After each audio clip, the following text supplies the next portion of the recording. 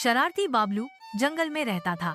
एक दिन गरम, मैं बहुत थकी हुई थी और बबलू को प्यास भी लगी थी।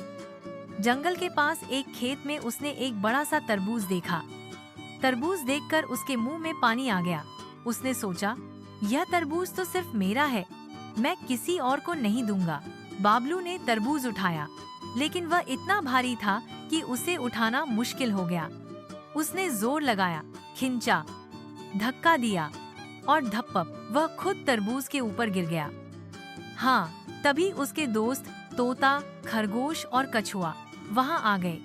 तोता बोला, बबलू, अगर हम मिलकर इसे काट लें तो सबको थोड़ा थोड़ा मिल जाएगा। लेकिन बबलू ने मुंह बनाते हुए कहा, ना रे, यह सिर मेरा है। फिर क्या हुआ? उसने अकेला ही तरबूज खाने की कोशिश की, लेकिन इतना ज्यादा खा लिया कि उसके पेट में दर्द होने लगा।